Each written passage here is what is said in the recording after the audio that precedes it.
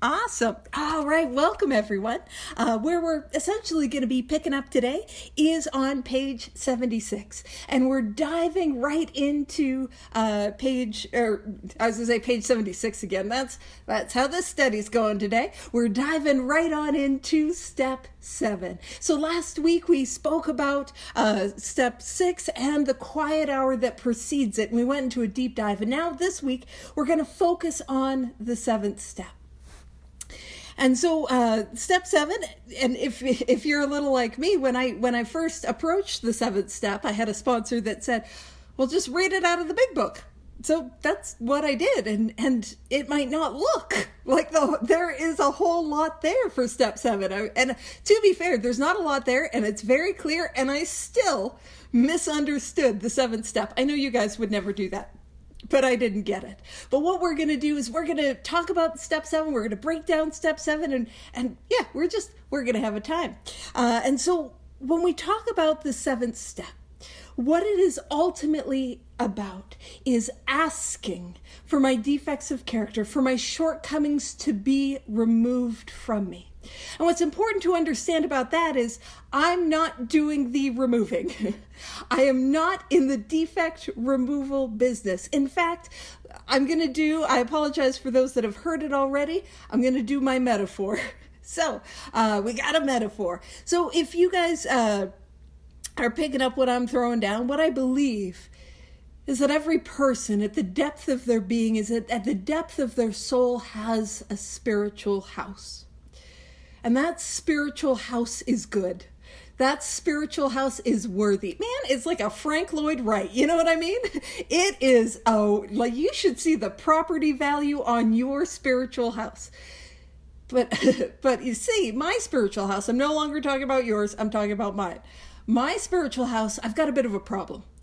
And the problem is I am a hoarder. You know what I mean? It is bad calling TLC, calling the cameras. I am a hoarder.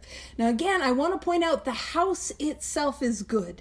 The house itself is worthy.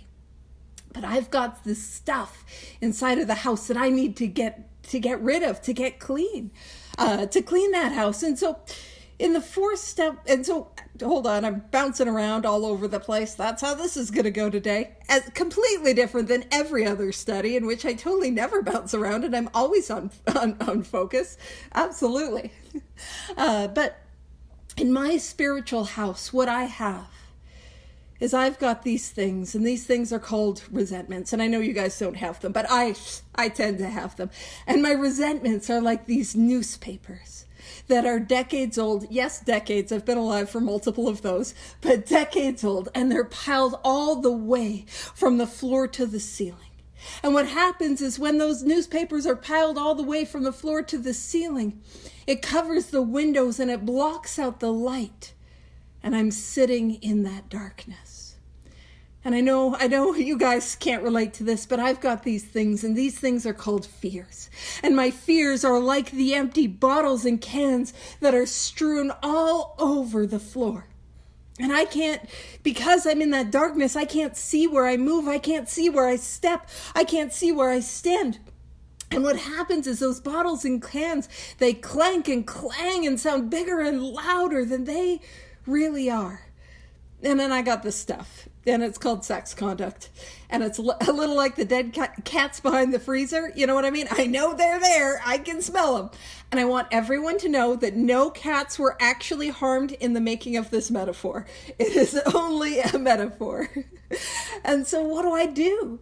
Well, we spoke about the 4th step. And so in the 4th step, what I do is I get out some garbage bags, I get out some boxes, and I start with my resentments, and I pull those resentments down one by one. And I have a look at those newspapers, and wouldn't you know, the information was wrong the whole time. See, I thought it said extra, extra. You guys are all jerks. Turns out I was the jerk. That was the news. That's, breaking news story over here. And what happens is I put those newspapers into bags and into boxes. And as I do that, what begins to happen is, I get clear the windows and some light begins to come into the house. And isn't it, when we get to that fourth column of our resentments, you can see the light come on. When you're working with others, that's when you can see it, that fourth column. It comes on. And I love the metaphor of God or higher power or the creator, the spirit of the universe as light. Because light is not simply what I see. Yes, thank you so much for asking and making sure. Yes, and I just to allay everyone's anxiety, I am recording and I got it on a different device. Thank you though for asking, like genuinely. I so appreciate it because I am the sort of person that would not remember. And honestly, when I sent out the flyer for this one today, I sent out the wrong flyer. So I had to redo all of that. So that's how today is going. So I really appreciate the double checks. I'm here for it. So I love the metaphor of God as light. And we see it all over the book. And part of why I really love that metaphor is because light is not simply what I see. It is also the way in which I see. Just like God is not simply what I see. And I talk about this a lot, but there's that feeling like, oh, you can't see God. And it's like, invite God to wherever you're going, or your higher power, the creator, the spirit of the universe. Invite that power and watch for that power. And I promise you will see that power. But also, it is the way in which I see. And I always use this as an example. I've got a room to the right of me, and there's no windows in that room. And right now the light is turned off, and it's dark. But if I go around and I turn on that light, every single thing in that room has changed. And yet nothing in that room has changed. You see, God is also the way in which I see. It's like the operating system through which I look out into the world. And it really is, when we've done that, the fourth step for the first time, or at least done our resentments for the first time, everything changes, and yet nothing has changed. Family started to get better. Family didn't change. Childhood, that got better. Childhood didn't change. The jerks on the road driving from Jacksonville to, I now forgot the name of the place that I was supposed to be going, but they started to drive better, and they didn't change. How we see them changes. And that's what God, at least for me, has been like. That new pair of glasses, that seeing in a whole new way. And with that light, what we get to do is we get to look at those bottles and cans, and we get to pick them up one by one. And we see that if we rely on this light, we don't have to live in this fear. And I deal with the cats. No cats were harmed. And through that process, I develop a sane, sound ideal so I can be a responsible spiritual pet owner in the future. That sane, sound ideal for my romantic relationships in the future. And I get what happens is in the fifth step, when I sit down with God and another human being, I get all of that stuff out of the house and I take it to the curb. And what the quiet hour and 6 and 7 6 is all about is about becoming willing for the cosmic garbage man, the spiritual 1-800-GOT-JUNK guy, to come and take it away. And the seventh step, that's what we're talking about right now. That is all about asking for it to be removed. Calling the spiritual 1-800-GOT-JUNK guy and asking for it to be removed. That is what the seventh step is. And I know a lot of us, myself included, I get all that mess out of the house and I want to be in defect removal. You know what I mean? I want to get my hands in there and I want to do some stuff. I want to remove those defects of character. But if you guys remember, in the third step, I got my pink slip. I got fired from the management position of my life. Because I managed my life into an unmanageable position. I was drinking myself to death. I was, suicidal. That is unmanageable. And I managed my life atrociously. So in the second step, I was given an option of a new employer. In step 3, I signed that contract. I'm going to work for this power. And the first job that I've got is house cleaning, but I did it. I cleaned that spiritual house. I began to, dust the corners, get out the newspapers, deal with the bottles and cans and all of that. And I got it out of the house. And I feel like, man, after all that work, do I get a promotion? Well, in step 6, it says, well, not really. You get moved to the willingness department. Spoilers, we were always in the willingness department. That's our responsibility. And unfortunately, defect removal is upper management, which is to say, it is not my job. It is not my business. That is God's business, higher power's business, and it takes it from me. Am I willing to have it taken? Am I willing to have it removed? And an interesting thing is in the original manuscript, I have a little mini copy here, step 7 was written humbly on our knees. Now, I am glad they changed that, because I am somebody who I could get down on my knees to pray, but with the disabilities, I could not get back up. And at that point, I'd be down there for a while, and my prayers would be like, help me back up, please. But it said, humbly on our knees, asked him to remove our shortcomings, holding nothing back. And that's where we're at the 7th step. The 7th step is ultimately is the precipice of another surrender. I talk about this a whole lot. But the 12 steps are really, now the word surrender not found in the first 164 pages of the book, but the description of doing it is all over it, and if you're like, wait, why isn't surrender in the first 164 pages? I believe it had to do with the Oxford group, and that was language that was used quite heavily by the Oxford group. And if to use surrender, it would get a little confused, or people would assume, oh, it's the same thing as the Oxford group.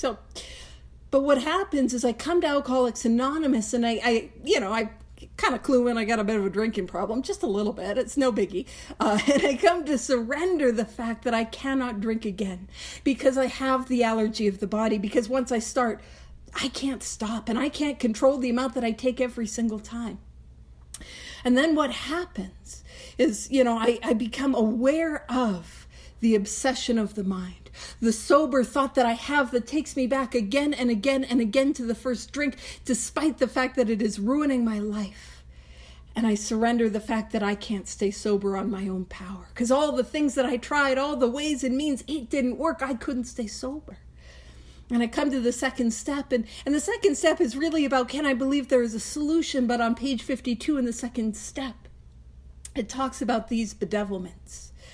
And the bedevilments are describing what it is like to live sober and not recovered. What it is like to put the bottle down and just be stuck with me. It is me on me, like bone on bone. It speaks about that, like full of fear, feeling of uselessness, a prey to misery and depression, that place. And there's a surrender there, because I realize I can't do that anymore.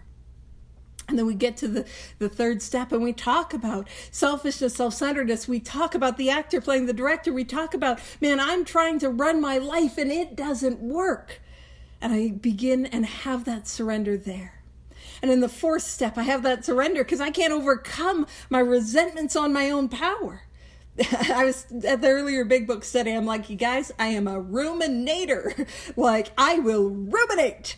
I will take a perfectly lovely, it's a Wednesday, but I was going to say Tuesday afternoon, and I will spin my wheels into suicidal ideation. So if somebody did me wrong, doesn't matter how long ago it was, on my own power, I'm still bitter about something that happened in kindergarten. I can't get free of it.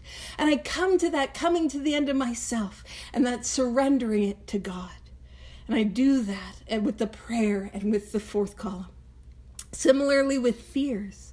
I can't overcome those fears on my own, and it is again another giving of myself to this power. And again with sex conduct. Who I need to be in that area of my life. I can't be that person, so I need this inventory, and I need an ideal that I take to prayer and meditation. And again, I'm surrendering more and more of myself to this power. And that's really what this program is giving more and more of myself to the unconditional love that is God. I don't know that's what it is, and that's not what it feels like when I first start doing it, but that's what this is. You see, I come to the 6th and 7th step with this. I can't do it. I can't overcome my defects. I can't overcome the shortcut. I can't do it. And I try, a couple of them I can. And actually, this is what it's like for me. And I know it's completely different. You guys are all great at defect management, but I'm not. If you guys remember when you were a kid and swimming in a pool and you're trying to keep all the different floaty things underwater, that is what it is like when I am trying to manage my defects. Pop, pop, pop, pop. It's just all over the place. It keeps popping up. And so I come to the seventh step, and it is giving more and more of myself to this power, more and more of myself to God. And it is a beautiful process that we get to experience. And man, I know if it's like, if we haven't done it, it doesn't feel like it, but that's what this is. And our homegirl, she doesn't have to be your homegirl, but she's my homegirl, Ann Smith, in her journals, she was talking about essentially what she was doing was, and I'm paraphrasing, I don't have the exact quote. She was giving as much of herself as she was aware of to as much of God as she was aware of. And that's what I'm doing. I'm giving more and more of myself to this power that is unconditional love. And again, if we haven't done this, this might not seem like an appealing process. It's like, what's going to happen? Am I going to be the hole in the donut? Am I going to be like, who am I going to be without these things? I got my emotional support defects of character.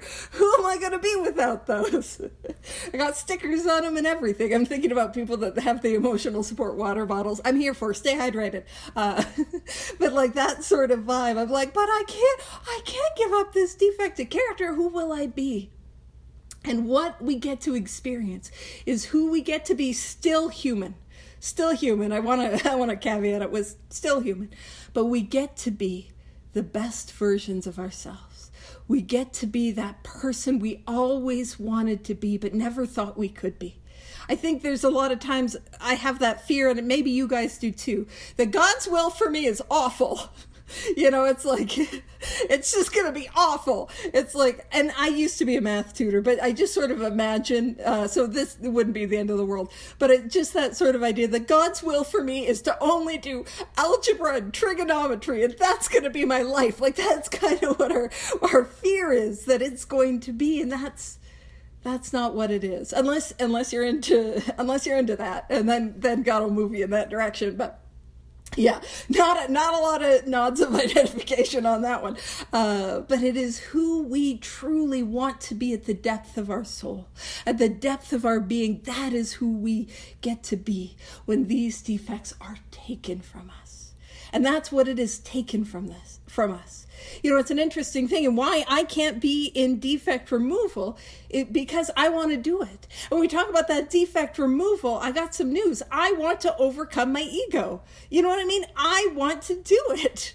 I want to best my ego. I want to kick my ego in the hiney. I want to overcome it. But when I do that, that is ego inflating. You see that? And it's like, I think, I am so great. I have defeated my ego. I've, got rid of the false self. I've reached enlightenment, and I did it all on my own. Whoop, there's that ego again. That's what this is. And so that's why it is not me overcoming, but surrendering. And so it's also important, I spoke about this last week, but there can be that conversation about what are my defects of character and how are they different than my shortcomings? And then what the heck is the exact nature of my wrongs? And I know, actually, I've said this a couple weeks in the row, but they are the same thing. We don't have to take my word for it. There's something on AA.org that Bill Wilson wrote that was like, yeah, they're the same thing. I just didn't want to use the same word twice. Just trying to not be like, he wanted to be that sort of like intellectually stimulating and not be repetitive, because that doesn't look smarty pants, So they're the same thing. Oh gosh, that's so kind. Thank you. They are the same thing. So when we talk about, and this is also how I know from my experience, because for me, it doesn't make sense that I illuminate certain things in my fifth step. And then in that sixth step, I want different things to go, but what are those different things? And in the 7th step, I'm asking for a third separate thing to leave, but what about those other 2 things? For me, it just intuits, it just flows that I would be aware of the stuff that's blocking me from this power. And then I would become willing for it to go because I see its full ramifications, and then I would ask for it to be removed. That's the order, and that's what we're trying to do. So they're the same thing. They are just the same thing, and that's important to understand. But I mean, hey, also, if you have a different view of it and your view works, amazing. You're right, I'm wrong. I will say I do like having fun over here being wrong, so join me every once in a while if you'd like. But that's how it flows for me. So going back to page 76, it says, when ready. Second paragraph, 76, when ready. And the when ready is after we've done that quiet hour and we've sat with these defects of character, and it's like, am I really willing? What was emphasized in step 6 was willingness. And I always talk about this because I think it's important. Willingness does not have to look like, oh, you betcha, I can't wait. That sounds great. Okie dokie. No, willingness can look like I'm terrified. I'm afraid of who I will be without these things. I'm afraid of what my life will look like without these things. But I'll do it anyways. And I talk about this a lot. I mean, that's my brain. It gets repetitive sometimes. She ruminates. But for like this idea of the willingness, I am never more willing for my defects to be removed than right after I told somebody how it's absolutely ruined my life and the lives of those around me, and right before I gotta go make amends for those things. Like that's kind of like, it is prime willingness real estate. Like I am never more willing. Yeah, if that sort of view works for you, for me it's same. All of my defects of character can be, what's the word, distilled. That's maybe not the right word for this meeting. It's an AA meeting, distilled. But it's the only word my brain can find at the moment. All of my defects of character can be distilled into 2 things: selfishness and self-centeredness. And how I look at and view self-centeredness is that view of my brain stopped working, and that was an inopportune time for that to happen. Not good timing on that. Self-centered is how I think and how I perceive. So the thoughts that I have in my head and the orientation that I have. And selfishness is how I act and behave in the world. And the joke that I always make is selfishness is when I steal your car. I sleep with your husband or your boyfriend, and I steal your car. Oh, and I pee on your carpet. Man. and then just those things. Nothing, no biggie. But self-centered is when I'm worried that you won't like me because I did those things. Like that's right. And so for me, they're the same thing, and they are just synonyms. But if using them in a different way helps you to explore and helps you to move and helps you to have a new experience, do it. Truly do it. I'm not saying, I'm right, listen to me. Clearly, frequently wrong over here. All right, so I am never more willing for these things to go than right after step 5 and right before steps 8 and 9. And so for me, when I go through these steps, and when I take others through the steps, what we do is we do step 5, they do the quiet hour, 6 and 7. It's quick. We're trying to build momentum with it.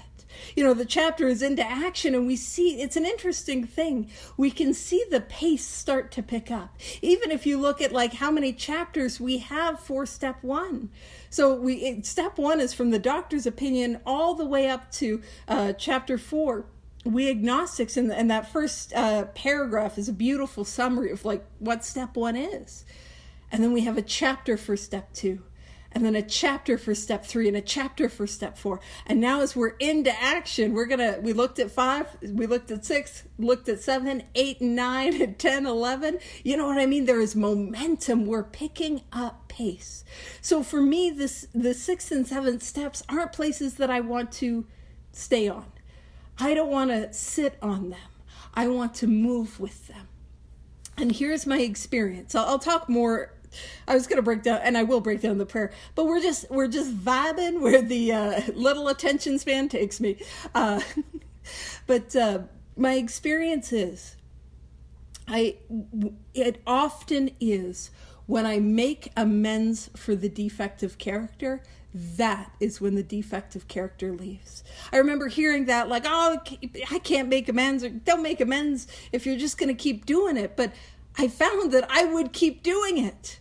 And it wasn't until I made amends for that behavior, for that defective character, its manifestation, that is when it left. So for me, they work together, and we're building momentum and we're building pace. Now, to be fair, there's a lot of growth that we can have in step 7, but we're going to see how that's tied in to step 10.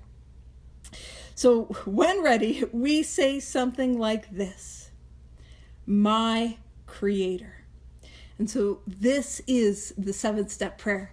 And I have a recorded guided meditation that I did on the 7th step prayer. I just remembered that now. Somebody remind me and I'll find it and put it in the chat. But it says, my Creator. And when we talk about my Creator, I think that's important language that is used. Now, Creator is capitalized, so it is a word that you can use for a power greater than yourself. It is a word that you can use for higher power, bless you. It's just another way to orient ourselves. But here's the thing. When we think about anything that we have created in our life, what does that look like to create? And in my experience, other than creating a giant mess of things, everything that I created was made with love and care and attention. And when it says my Creator, is it possible that I was made with love and care and attention? Is it possible that I'm not just a random happenstance, although it's me, and then me probably most definitely a set of random happenstances, but is it possible that you have been made with love, a divine care? Is that possible? And my Creator sort of opens the door to that. Now, again, if that's not a sort of vision of a power greater than yourself that resonates, that jives with you, that's okay. But I just want to like really break down this prayer, because it's saying some stuff that is incredibly radical, that I didn't see for a long time. So my Creator, that I have been created and made with love, and I didn't feel like that when I came to AA. And I didn't feel like that in AA for a while as well. To be created, to be made with love. And we're going to expand on that. Made with love, that's going to tell us about our inherent goodness. That's going to tell us about our worthiness. It's going to tell us some information. So it says, my Creator, I am now willing that you should have all of me. All of me. Again, what am I doing? I'm surrendering more and more of all of me to this power that's working so far. You know, if we've made it to step 7, it's something's happening, something's changing. But all of me. It is another precipice that I'm at. A precipice is an edge of a cliff, and I'm diving in, and that's sort of the visual that I have for that surrender. All of me. I'm diving in. And diving into that, oh man, I think it was a Rumi quote. It might not be Rumi, but I'm diving into that unconditional love that is God. And the visual that made me think of the quote was like diving off a cliff into the ocean. And the ocean is God's unconditional love. And I believe it's Rumi. Don't quote me on this, but it's like we are the whole universe in a drop. And there was a spiritual teacher from the medieval ages, because, you know, I love me. My step 11's a whole lot of fun. I'm like, oh, where's my medieval dead nuns? Let me read about these girls, you know. But she spoke about This idea that we are not separate from the water, that we are the water, that we are divine love. And what a radical way to look at this. All of me. And then it says good and bad. Because how do I approach the 7th step? It's like, all right, God. Because that's the vibe. All right, God. I'll give you the stuff that's a real pain in the butt. That's what I'll do. I'll give you the stuff that's a pain in the butt. I'll give you the stuff that's good. I'll give you the stuff that's bad. I'll give you the stuff that I can see that's hurting people. But no, it's saying all of me, good and bad. I'm giving all of me, good and bad. And there's a couple things. I remember this was many, many years ago. I was at a conference and we were in like just a side meeting. And there was somebody that described his foray into gardening. Now, hey, it's actually spring for some people. We're supposed to get some more snow. So it's an ordeal up here. But for those of you who have lovely springs, jelly, but that's a defect. But you know what it's like to be gardening. Now he described that he would plant his garden, but he couldn't tell as the things started to grow what was a weed and what was the plant. And I heard that, and being as open-minded as I naturally am, I'm like, that is the stupidest metaphor I've ever heard. That is so stupid. I'm sure I could tell a dandelion from a daffodil or, something like that. So like my immediate judgment, by the way, when I have an immediate judgment like that, that means I am wrong. Yes. Oh, I love that. And so it's that idea that I'm like, of course I know what's bad. Of course I know what needs to go. Are you out of your mind? And of course there are some things that are quite obvious. And I saw a whole bunch of them in the 4 and 5. But there is also, I don't always know. Let me explain. I am somebody who, on my own power, I often can struggle with rigid black and white thinking. That's how I am, on my own power. I've gotten a lot more expansive and a lot more, able to hold space for nuance. But that is on my own power. That's how my brain is. Black and white, all or nothing, good, bad. That's just how I am. And that's what happens in my hands. But when I am in God's hands, I'll tell you that rigidity was the thing that allows me to be incredibly disciplined in my daily disciplines, which has allowed me to grow in effectiveness and understanding of God's will for me, which has created that nuance. Does that make sense? Where it's like on my power, it's a defect, but it wasn't removed at the time and in the way that I thought it would be because it allowed me to grow. I don't know. So I am not the divine gardener. I'm not any gardener. I don't think I have a green thumb. The Bill Wilson plant, the Swedish ivy. A lot of times I'm like, Mother, keep them alive. Cause she likes to do gardening stuff. And I don't think I keep me alive. So I'm like, I can't handle the other extra responsibility. So they're doing well. And you know what's incredible about this? When it says, I'm now willing that you should have all of me, good and bad. How many of us had a view of God where I had to get good to get God? A little like Santa Claus. I gotta be good and then God will love me. And does that not play out in all my relationships? I gotta be good so that you'll like me. I gotta be good so you think I'm worthy. I gotta be good so you approve of me. And that good is subjective. That good is I need you to like me. But that's not what it's saying.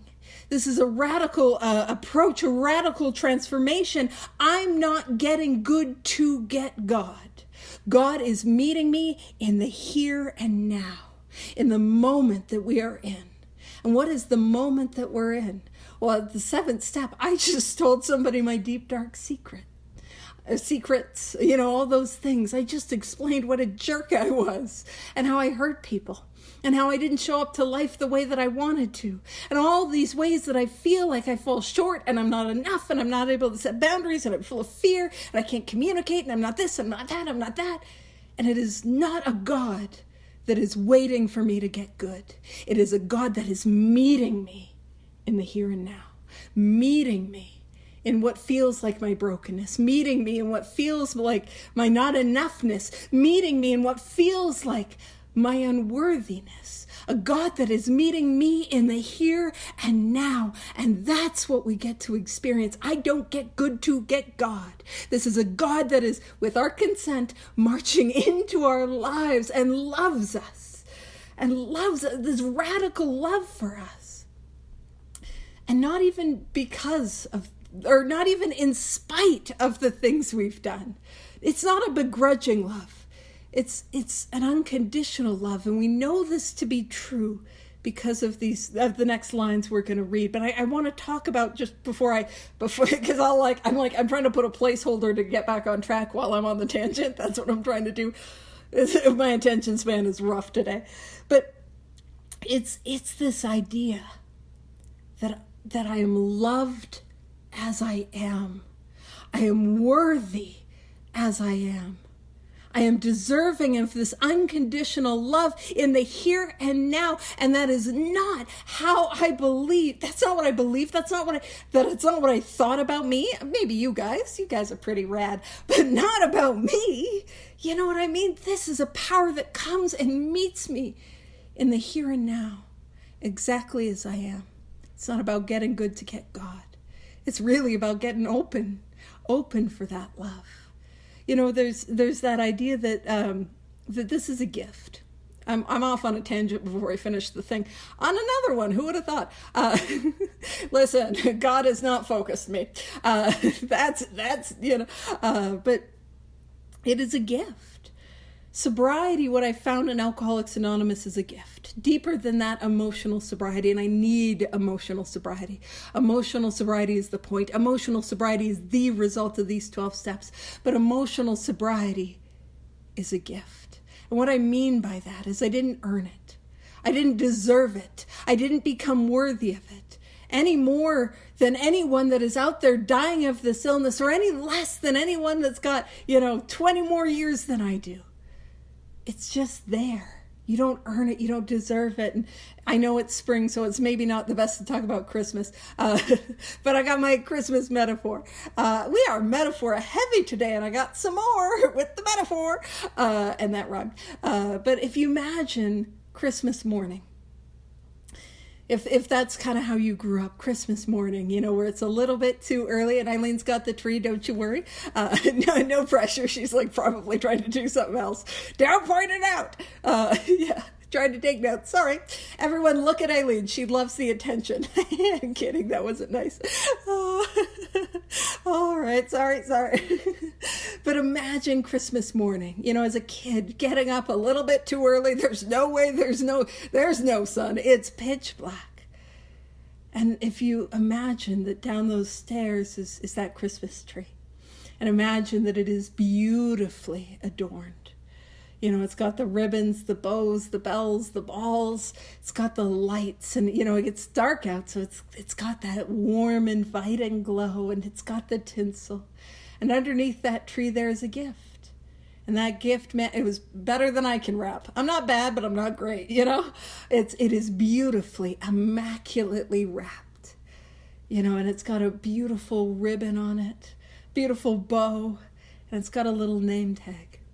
And what it has is your name. Your name. It's already there. You didn't do anything. It's already there. Your name is on that gift. And so what do we have to do to receive that gift? Well, I've got to wake up. This is about spiritual awakenings.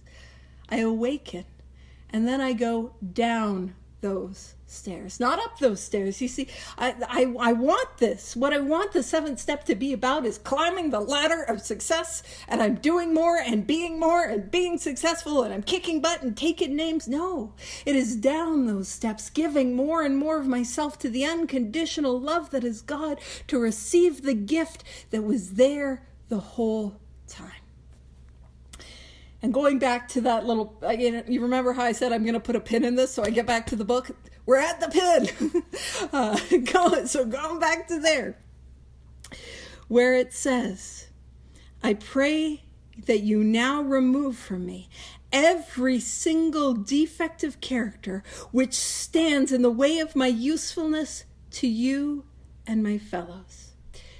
What that part of the prayer, what that sentence is telling us, is it is absolutely destroying the idea that it is a begrudging love. It is destroying the idea of like this, the worthiness game, and I'm saying that as somebody who at core, at root, feels inherently, desperately unworthy. The game is over. It's done.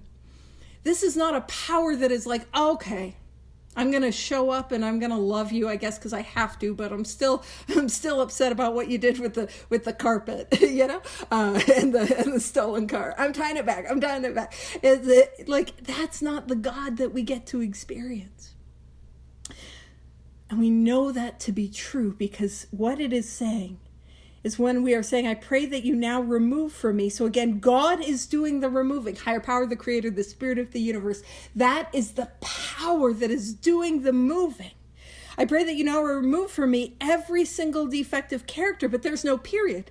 Now, please remove from me every single defective character, but every single defective character which stands in the way of my usefulness to you and to my fellows. This is not a power that is waiting for me to get good. This is not a power that is begrudgingly, I'm going to put up with your stuff, Paige. And thank you all for putting up with my stuff. But this is a power that is going to use me exactly as I am. And well, of course, we'll take away the stuff that is blocking me, but that's what we're talking about. This power, the power that is the spirit of the universe, wants me as I am, to move me as I am, and take me where this power needs to go. I'm not getting good to get God. I have a God that is coming to me exactly as I am. This whole thing is not about becoming worthy. I'll talk about it here in a bit. What we awaken to is this inherent value and worth. So, remove from me every single defective character which stands in the way of my usefulness to you and my fellows. And how beautiful it is, not just this power that wants to use me and loves me and cares for me, which feels so different to how I was operating in the world, but I also get to be of use to my fellows. I get to show up, and we know this from our own experience. The depth of our pain, the depth of our shame, the things that we did, the things we went through, man, those are the things that we get to sit down and help another person. And our pain and the thing that I think makes me an alien, I see that you guys are all worthy, but I'm different and I'm broken and I'm wrong and I don't fit. That is exactly the stuff that this power gets to use to let other people know that they are not alone and that they are worthy and that they are loved and that they matter. Oh, I'm so glad. That's what we get to experience. Not as an idea, not as a concept, but as a lived, felt experience. That's what's on offer. It's a lot more than just don't drink. Just don't drink and don't be a jerk. Don't flip people off in traffic. I mean, don't, but we probably need God's help with that. I don't drive, so I'm able to make jokes about this.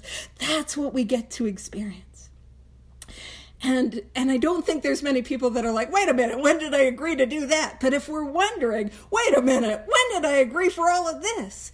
What a beautiful continuation. This is what we agreed to in the third step, that I was no longer going to manage and run my life, but instead I'm going to work for this power and be of service to others. And we're seeing that continuation.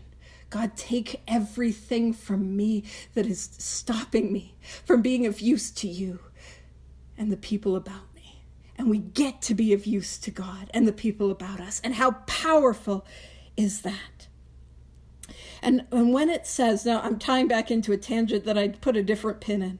When it says, I pray that you now remove from me every single defect of character. What is getting removed is our defects of character. But what does that mean? This is important. I mean, to be fair, you could be like, no, it's not. And I'd be like, you're right. But what is being removed is my defects of character. What does that mean? I am not my defects of character. When I said the worthiness fight was over, the worthiness game was over, this is what I mean. I am not my defects of character. I am not my shortcomings, whether they're the same thing and they are for me. I am not those things.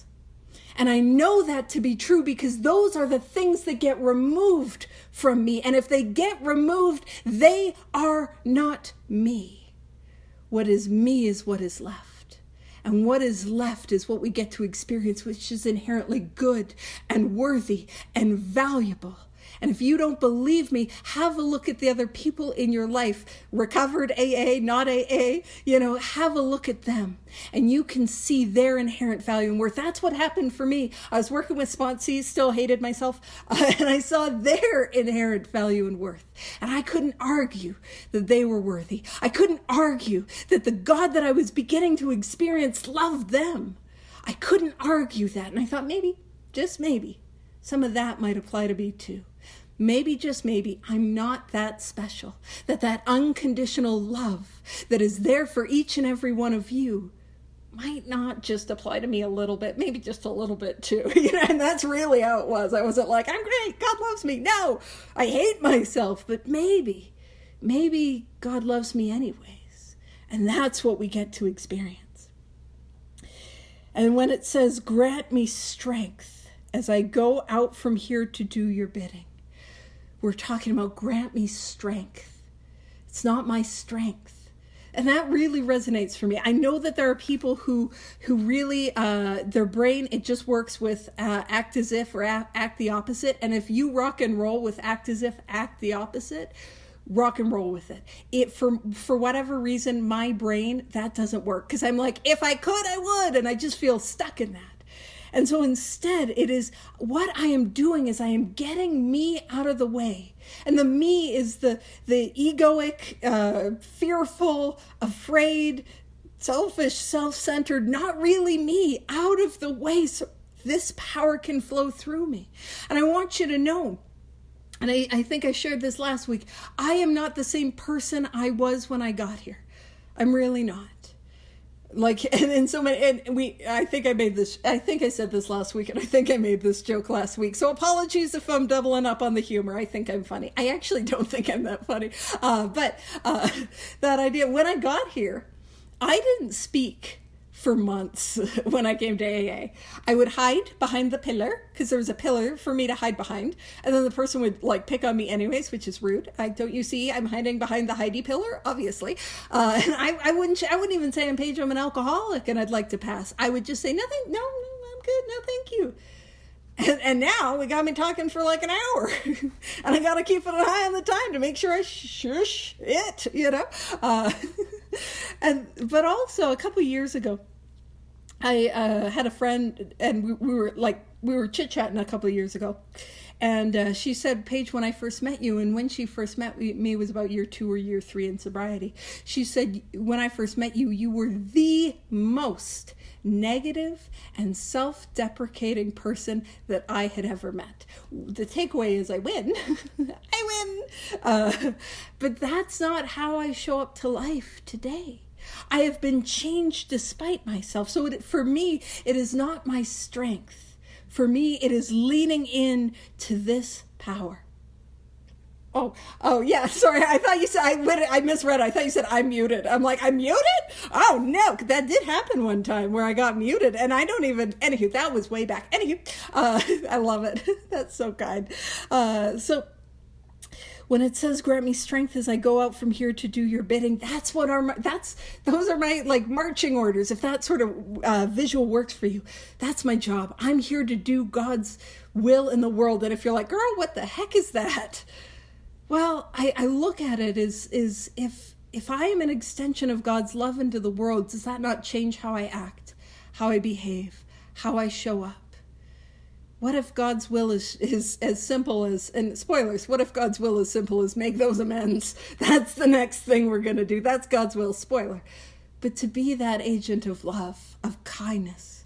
My friend Terry talks about be a joy bringer, be a light bringer, be that person that shines that bright light into the darkness of others so they know that they're not alone. Be that person. And I can't do that on my own because I'm too busy on my own thinking about me.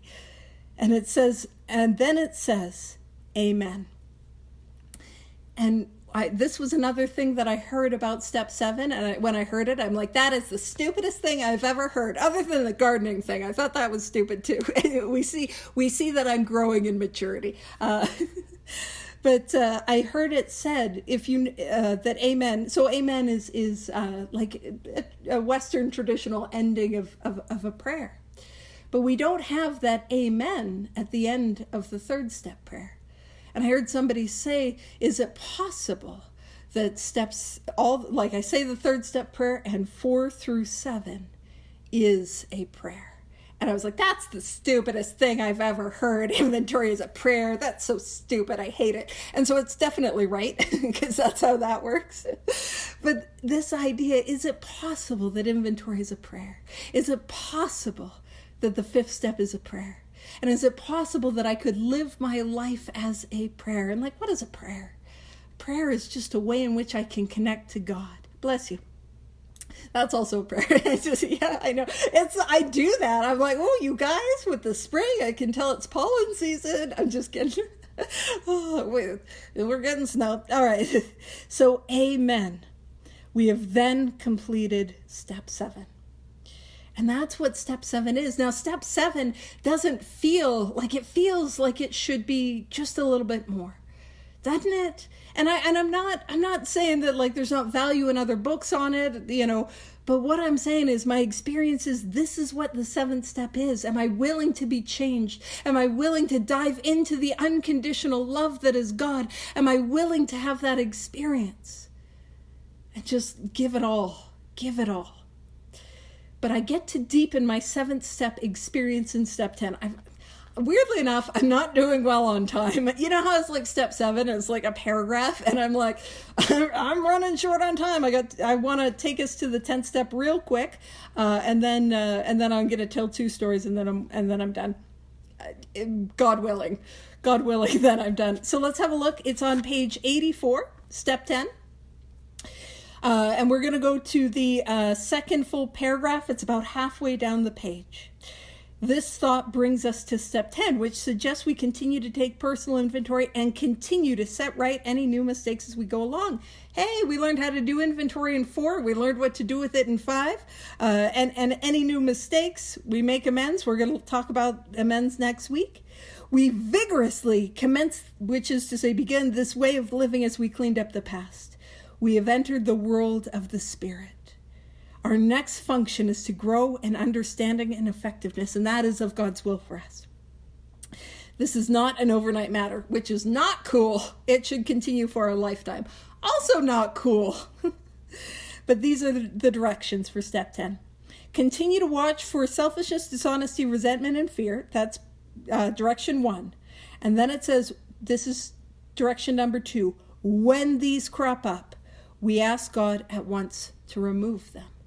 When did I ask God to remove them? Right here in step 7. So if I am rigorous in my 10th step, if I am rigorous in my 11th step in the evening review, I get that opportunity to continue to practice and to deepen that 7th step experience.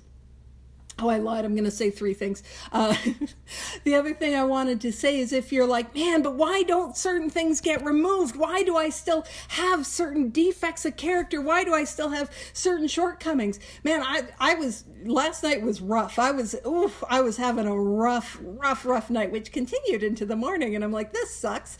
Why do I still have pain? Why do I still have suffering? Why do I still have fear? Why do some of these defects, why are they like prickly and sticky and don't go?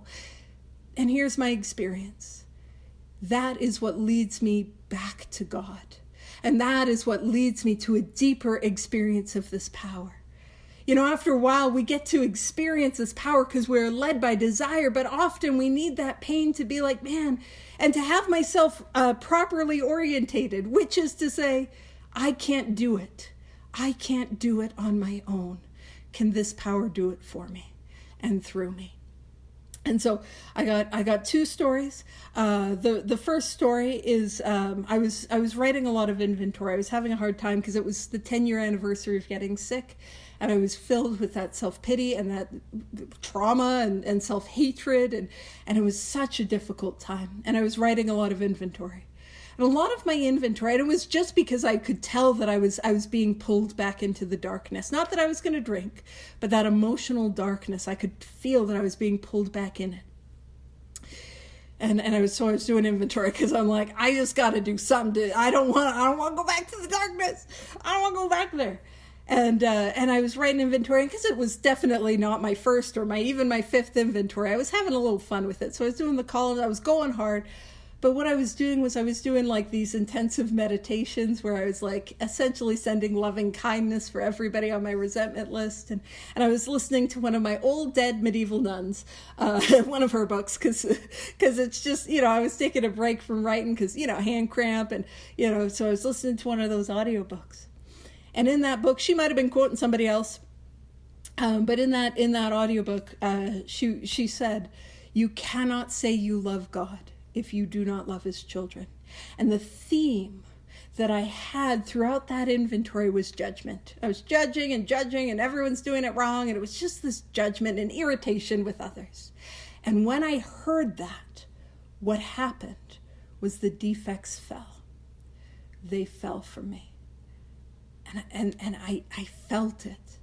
And it has not returned in the same way since. And that was something I could not overcome on my own. I was doing all these things and trying to not judge, and it fell from me. And the other experience that I had is, I'm grabbing a piece of garbage. To explain it, it's going to be a visual metaphor. And then I'm done. I know I'm pushing it for time. But in my 11th step, I love to borrow from different faith traditions. And there's this faith tradition for New Year's in a certain faith. And what they do is they take, I assume it's bread, and they like rip off pieces of bread and hold it as a defective character and throw it into that running water. And I was like, oh, that's great. I'd just done some inventory. I live not far from a footbridge that overlooks a little river. And that's what I did was I went and I grabbed, a little, it was stale. It was out of the freezer. It wasn't good anymore. So this little bun, and I go and I go to the edge of the river. Like the bridge that overlooks it, because you can't wheel quite down that way. And I would had my list of defects, and I would rip off a piece, and I would say, all right, this is, representing my, selfishness. And then, because I'm a child, I would chuck it and see how far I could throw it at first, and the river would just take it away. And then this is my, self-centeredness. And I remember very specifically my codependency. I was like, whoop, this is my codependency. And I threw it, and then a fish ate it. And then I was immediately like, oh no, can they have bread? Did I kill it? Oh no. And I looked it up. It was fine, like not in large doses or anything, but like, so God didn't take the codependency away in that moment. You know what I'm saying? But after a while, what I began to experience, and this is the visual for the 7th step. And I always got holes in my mouth. So this is just a holes wrapper. You see, I think the 7th step is like, it's a deep letting go. We're trying to rip, and it's not that. And it's not even me chucking the defective character. Imagine this little holes wrapper is the defective character. And I'm not even letting go. All I'm going to do is I'm going to reach for God. And as I reach for God, it falls. And it fell between a crack, so I can't get it and use it for another visual metaphor. But that's what I'm doing. All I'm doing is I'm reaching for God, and the defect falls. And that's what the 7th step is about. And that was me pushing it for time. So over to you, Vivian.